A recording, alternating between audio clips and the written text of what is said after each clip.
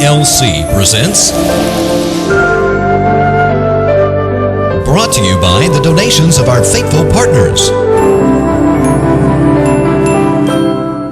Shalom and welcome back to Wisdom and Torah Ministries. As you all know, my name is Rico Cortez. I hope that you have been enjoying the last few teachings of the title, What is the Confession of Faith? Now, you got to remember, in the last few sessions we have tried to establish the foundation about what happens when we come into the knowledge of the Messiah. What is it that we do? What is the process? Are we coming into just a counting of souls just to become part of the church? Or are we automatically grafted into Israel as part of the covenant people?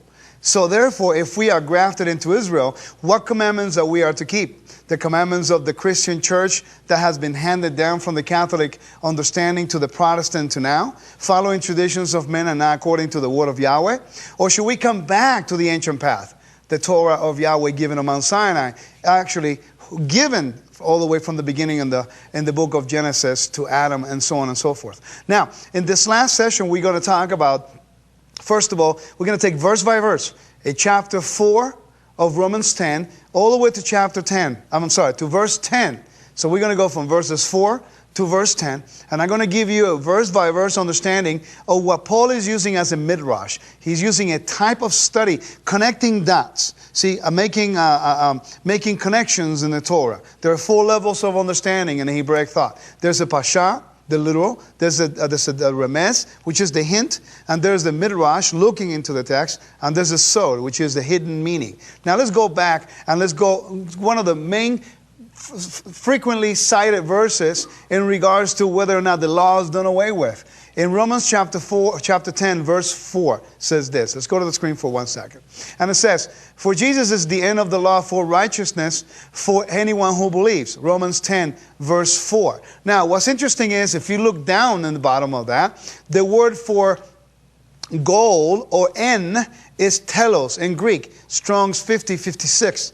And it means to set out for a definite point or goal. So the word is not en. And everybody usually reads it and says, you see, Yashua is the end of the law. But that's not what it means in the original text. It should better be rendered as, for Messiah is the goal of the Torah, for righteousness to everyone who believes. And that is true. Now, from this point on, now Paul is going to try to explain to you, how is it that you can be part of Israel? It's really intriguing. In chapter 7 of Romans, Paul is telling you about the laws of marriage. Verses 1 through 7 is teaching you about how you are now part of the reconciled bride of Messiah. Connecting many dots. Connecting Genesis, connecting Deuteronomy 24, Jeremiah 3:8, and so on. Then in chapter 8, chapter 9, he is basically giving you a hint on who are the dispersed of Israel. Book of Hosea. Now in chapter 10, he is going right to the point, and he's letting you know the problem with Israel, the problem with Judah, that they would not come into it because of what? Of unbelief, or because they wanted to mix it with their own righteousness. And then he goes on to do something that's very Hebraically. He does midrash, and he is trying to connect Deuteronomy chapter 30, and he's teaching you out of Deuteronomy chapter 30 to teach you how you are coming in covenant with Messiah by confessing with your mouth. And later on, I'm going to explain why we need to confess. Why is it that we have to say with our mouth and not just believe it in our heart, just like Romans chapter 10, verse 10 tells us. Okay? So now, let's go here and let's begin. Chapter 10, verse 5. It says, "Moses writes that the man who practices the righteousness which is based on the Torah shall live by it." That's Leviticus chapter 18, verse 1. "But the righteousness based on faith says, do not say in your heart." And I want you to notice that Paul is using Deuteronomy chapter 30, verses 12 and 13. And then you're going to notice something very intriguing. He's going to give you the verse, who will ascend into heaven, which is directly from Deuteronomy chapter 30. And then he's going to have parentheses in some Bibles, or he's going to have a line. He says, that is to bring Messiah down. He's giving you the interpretation. He's doing a midrash. Verse 7. Or, quote, who will descend into the abyss? And again, he gives you the understanding. That is to bring Messiah from the dead. Now, on verse 8, he says, But what does it say? Now he's posing a question. This is one of the ways that I know how Hebraic Paul was. He is answering questions, and he's asking and answering questions. He says, but what does it say? The word is near you, in your lips, on your lips, and in your heart. And that's a direct quote from Deuteronomy chapter 30, verse 14. And then he says, that is the word of faith which we preach. When Paul says, that is the word of faith which we preach, he just said he is teaching you Torah. So anybody who believes in Yeshua and anybody who uses this chapter to teach about what? Being covenant, confessing Yeshua, being saved like you will call it, or being redeemed like you will say, and you use this chapter, in fact, you are showing the person to come back into covenant relationship with Yahweh through Yeshua the Messiah, okay, by using Deuteronomy chapter 30, just like Paul was doing. So you cannot say that the law is done away with and then use a chapter from the Torah, from the law, to establish your faith. It makes no sense. And that's what it says right there, going back to review that. Let's go back to that. It says, but what does it say? The word is near you, on your lips, and in your heart. Parentheses. That is the word of faith which we preach. He just said we are preaching Torah. And in verse 9 he says, because if you confess with your lips that Yeshua is Lord and believe in your heart that God raised him from the dead, you will be saved, or you shall be saved. And then verse 10 tells you, for man believes with his heart and so is justified, but he confesses with his lips, so he is saved. Now, my question is, why do you have to confess him? Why can't you just believe in your heart? It tells you specifically in verse 10 that with your heart, if you believe and with his heart, and so is justified. But if you confess, you'll be saved. Remember Adam and Eve? How did sin enter the world? By eating of the fruit. So therefore, death came by eating or breaking a commandment. Redemption and freedom from sin, which is death, come forth by confessing Messiah, coming back into covenant. Because Yeshua is the only way back to the tree of life. So therefore, this is why we need to be reborn again. Okay, and we're going to explain that a little bit. Let me get through this, and then I'm going to tell you something that you need to know why you need to be born again and what does it mean in Hebraic thought. Let's move on now. In Deuteronomy chapter 30, verse 10, you're going to see in your screen here, we're going to go back to the original verses, and it says, if you obey the voice of the Lord your God, I'm going to read from verse 10 all the way to 14, I think. If you obey the voice of Yahweh, your Elohim, to keep his commands and his laws which are written in this book of the Torah, if you turn back to Yahweh, your Elohim, with all your heart and with all your being, for this commandment which I'm commanding you today, it is not too hard for you, nor it is far off. Now, I always find it very intriguing that in the Christian churches they tell you that the law is too difficult, that the law puts you under bondage. But wait a minute, that's in contradiction with the scriptures right here. The scriptures in Deuteronomy chapter 30, verse 11 tells you that it is not too hard for you, nor it is far off, that you should say. And let's continue with that. And it says, it is far, let me go quote it right directly from the verse. In Deuteronomy chapter 30, I'm going to show you very interesting. I don't know if anybody ever connected it this way before, what Paul was using to teach about confession of faith. And it says, on verse, let me come back here real quick. On verse 11, it says, for this commandment which I command you today is not too mysterious for you, nor it is afar off. It is not in heaven that you should say, who will ascend into heaven for us and bring it to us that we may hear and do it? Nor it is beyond the sea that you should say, who will go over the sea for us and bring it to us that we may hear it and do it? Did you see what Paul was using? On verses chapter 10, verses 5 and 6. Let's go back to those verses and you see what I mean. When you go back to verses chapter 5 and 6, if you go back to the screen, I really would appreciate it there. It says he uses verses 6 and 7, and he is taking from Deuteronomy chapter 30, verse 11 and 12. It says, but the righteousness based on faith says, do not say in your heart, who will ascend into heaven? And then he gives you the explanation. This is what it means, guys. Don't bring Messiah down. You bring Messiah down. Verse 7. And who would descend into the abyss. That is to bring Messiah from the dead. It's very Hebraic what he's doing. On verse 8, he's doing the same thing. For what does it say? The word is near you and on your lips and in your heart. That's exactly what it says in verse 14 of Deuteronomy chapter 30. And verse 14 of Deuteronomy chapter 30 says, but the word is very near you, in your mouth and in your heart, that you may do it. And then he gives you a verse that is called the duality of the Torah. Okay, there's a cursing and blessing in the Torah. That's the curse of the law and the blessing of the law. If you obey, you're blessed. If you disobey, you bring forth curses upon your disobedience. Yahweh doesn't curse you. You bring the own curses based on your disobedience to the conditions of that covenant. Verse 15 says, see, I have set before you today life and good, death and evil. And then he says, verse 16, and that I command you today to love Yahweh your Elohim, to walk in his ways, and to keep his commandments, his statutes, and his judgments, that you may live and multiply, and Yahweh your Elohim will bless you in the land which you go to possess. Now, as we come through here, hopefully that makes sense to you. And I wanted to show you basically what it says there in Deuteronomy 30.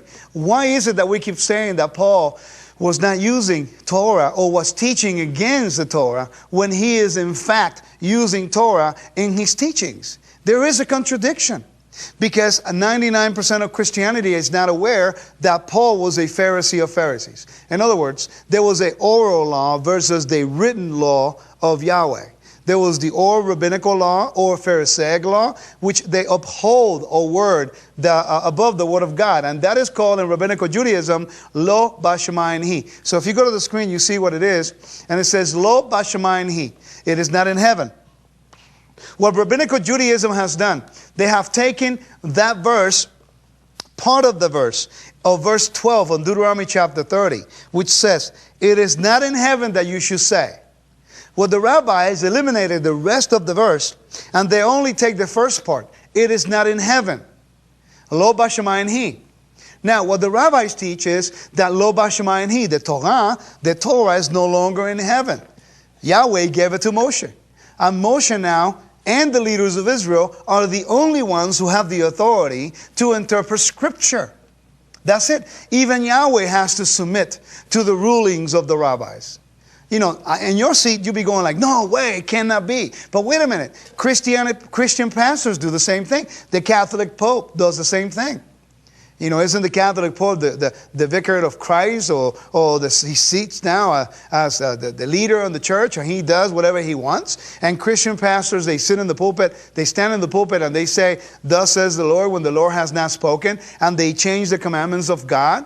So we see we're suffering from the same problem. You know, in Christianity, we are grabbing to traditions. And in Judaism, they're grabbing to traditions. And now what we're trying to do is return back to the Torah. My only agenda is for you to see the beautiful works of Yahweh's Torah. His Torah is life. His Torah is pure. His Torah is never changing. His Torah is forever. It's a blessing to know the instructions and the heart of the Creator, revealing Himself daily to you, letting you know how to live your life according to His will. That's exactly what David said. So now let's move on here, and let's talk about, for the latter part of the teaching, let's talk about who you are. We established from the first teachings here that you need to consider yourself Israel. If you don't see yourself as Israel, then this teaching is not for you. But I already challenged you in previous teachings that if you find one verse that says that you are spiritual Israel in the Bible, to show it to me, and I'll quit everything I'm doing. But nowhere. And the witness of Paul in Ephesians chapter 2 tells you that you are now part of the commonwealth of Israel. That you're no longer strangers or sojourners, but fellow heirs with Elohim. Now, in Jeremiah chapter 31, we all believe in that covenant. We preach it. Hebrews chapter 8 tells us the same thing. With who is the covenant made with? With who? You know, people say, well, who is the covenant with? And I talk to many Christian pastors, and when I ask them that question, they tell me, well, it's with Christ. Nowhere does it say that. It said the covenant is with Messiah, through Yashua, and is with Israel. Jeremiah 31:31 says, behold, the days are coming, says Yahweh, when I will make a new covenant with the house of Israel and the house of Judah. In my previous teachings, What is the renewed covenant? I have already explained this, that it doesn't say new there, but it's fine. Let's go over that one and then continue. But it says with the house of Israel and the house of Judah. I got a question to ask you all that are watching here today. I hope some of you don't get offended. If you get offended because I'm ruining your theology, I am sorry, but that's what Bible says. The Torah says, and the prophets say it. I'm only repeating what Yahweh said to the prophets. The covenant is with the house of Israel and the house of Judah. Do you see a house of Gentiles there? Absolutely not. The house of Israel and the house of Judah. So, if you are considering yourself a believer in the Hebrew Messiah, who came to restore the Hebrew people back to Him, and anybody who calls upon the name of Yahweh, not only the Hebrew people, but also anyone who calls upon the name of the Lord. I showed you early in the teachings that is the same statute, the same Torah for the native as it is for the sojourner who's within your gates. I showed you early in Deuteronomy chapter 29 that now with them was Yahweh making a covenant back then, but also those who were there and those who were not standing there that day, which is exactly what Paul says in 1 Corinthians chapter 10. But now, if you say that you believe in the Hebrew Messiah, the Jewish Messiah, and refuse to call yourself Israel, then the covenant is not for you. Because we just read in Jeremiah 31:31 that the covenant is with the house of Israel and the house of Judah, not with the Christian with the Christian church, and not with spiritual Israel. There's nowhere to be found. Now let's continue. In Jeremiah 33, verse 14 and 15 says, "Behold, the days are coming, says Yahweh, when I will fulfill the promise I made with the house of Israel and the house of Judah." Again, you don't see Gentiles there anywhere. If there's a Gentile, they're grafted into the house of Israel or the house of Judah. "In those days, that at that time I will cause a righteous branch to spring forth from David, and he will execute justice and righteousness in the land." That's a promise of Messiah in the same chapter of Jeremiah. Hebrews chapter 8, verse 8. "For he finds faults with them when he says, the days will come, says Yahweh, when I will establish a new covenant with the house of Israel and the house of Judah." So we see that in the book of Hebrews. So I got a question for you. Are you grafted in? Then you better answer, who is the olive tree? Now, if you've been graced in a typical Christian background, you will say that you're grafted into the tree or to Christ. But the Bible doesn't say that you're grafted to Christ. Through Yeshua, you grafted into the tree. So the question is, who is the tree? But you say, oh, it's Christ. No, it doesn't say that anywhere. Yeshua is the branch. He is the root out of dry ground. Yeshua is the root of the tree. And the tree, according to Jeremiah chapter 11, says, chapter 11, verse 16, "Yahweh once called you a green olive tree, fair with goodly fruit. But with the roar of a great tempest, he will set fire to it, and its branches will be consumed." So now you see that the tree, the olive tree, is Israel, and the branches are who? Let's keep reading. Verse 17. "Yahweh Sevaot, Yahweh of hosts, who planted you." So who planted the tree? Yahweh did. "Has pronounced evil against you, because of the evil which the house of Israel and the house of Yehudah have done, provoking me to anger by burning incense to Baal." So far, this is what we've got. We got that if you're grafted in, you belong to the tree. Who is the tree? Israel. Who are the branches? The house of Israel, the house of Judah. Now, the house of Israel and the house of Judah is a kingdom term. After Solomon died, the kingdom was divided. The northern kingdom, which is called the house of Ephraim, the house of Judah, the house of Israel, the house of Joseph, the 10 tribes, the dispersed, Samaria, and so on, refers to 10 tribes out of the 12. The house of Judah, the southern kingdom, the house of David, okay, is in reference to the 2 tribes plus the Levites that are together, Benjamin, Judah, and the Levites. Okay, we know the Jews, the house of Judah, are back in the land, but the house of Israel not back yet. They are coming back, but they're not all together there yet. So we have covered that. The tree is Israel. The branches is the house of Israel and the house of Judah. So if you have confessed Yeshua as your personal Redeemer, and you believe that you're saved through the blood of Messiah, grafted in, then to what house do you belong to? Because there's not a house for the Gentiles. In the millennial reign, there's going to be 12 gates in the millennial reign. 12 doors of the 12 tribes, and there's not one for a Gentile nation. You have to graft yourself into it. Now, what's interesting is that Paul used the term, the seed of Abraham, and we're going to cover that. But let's go back and find out, why were the branches broken off? In Jeremiah chapter 11, it tells you the reason why the branches were broken off. It says, the word that came to Jeremiah from Yahweh, hear the words of this covenant. Remember the covenant? And speak to the men of Yehudah and the inhabitants of Jerusalem. You shall say to them, thus says Yahweh, the Elohim of Israel, cursed be the man who does not heed to the words of this covenant. That's a direct reference to Deuteronomy chapter 27, verse 26. All right, now, in verse 4, which I command your fathers when I brought them out of the land of Egypt from the iron furnace, saying, listen to my voice, and do all that I command you. So you shall be my people, and I will be your Elohim, that I may perform the oath which I swore to your fathers, to give them a land flowing with milk and honey, as at this day. Then I answer, so be it, Yahweh. Now, let me ask you this.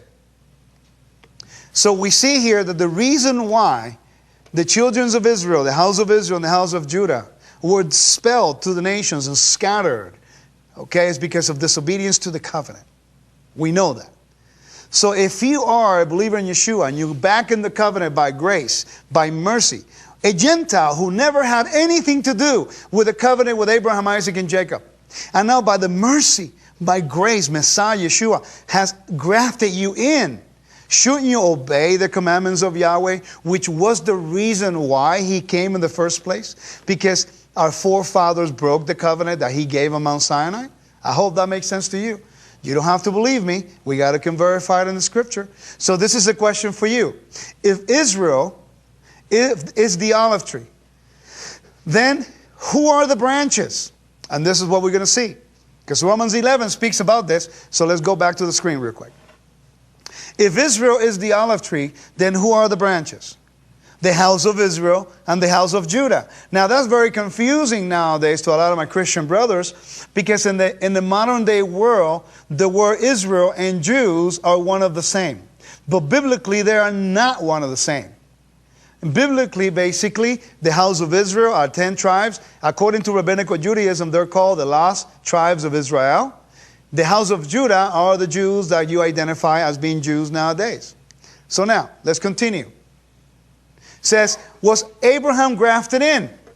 And this is the big issue that I have with people, and I have 4 minutes, and I hope I can clear this through. It's very important. Now, we know that Abraham, Paul kept saying the seed of Abraham, in reference to certain people, Gentiles coming in.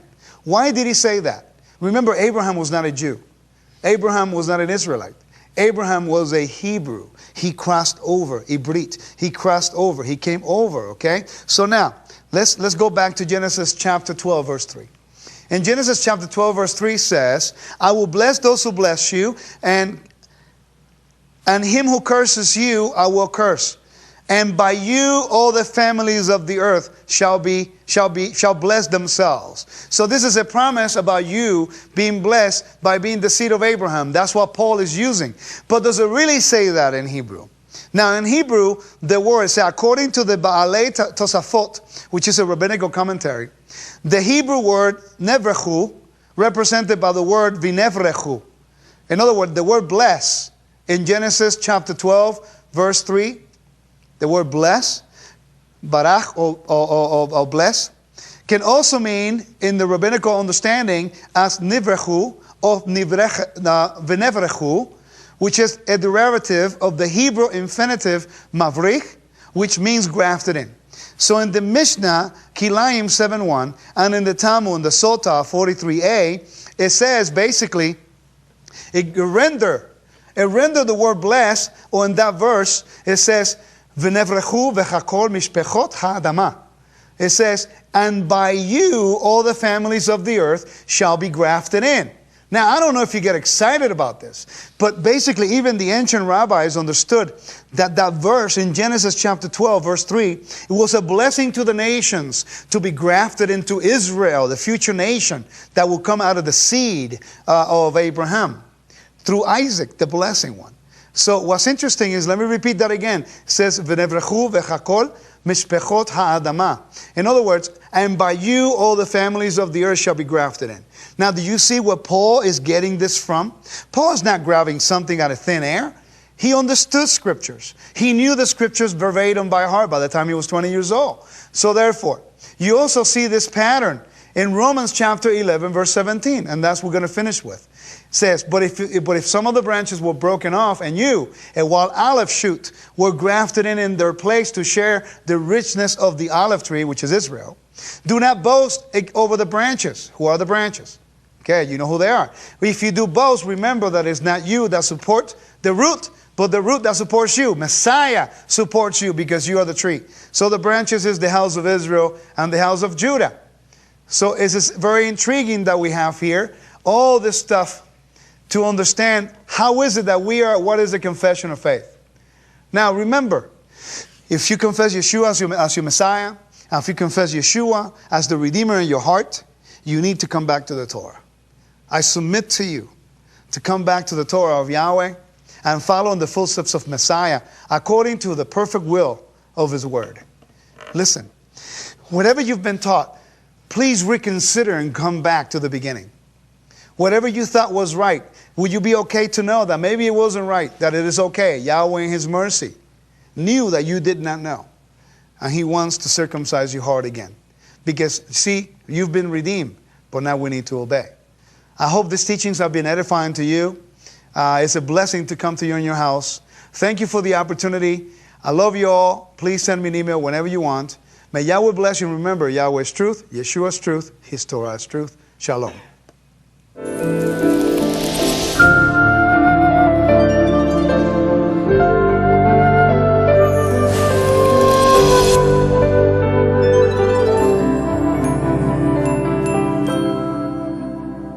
Shalom, this is Rico Cortez, and I hope that you have enjoyed the teachings that I've been bringing forth to you.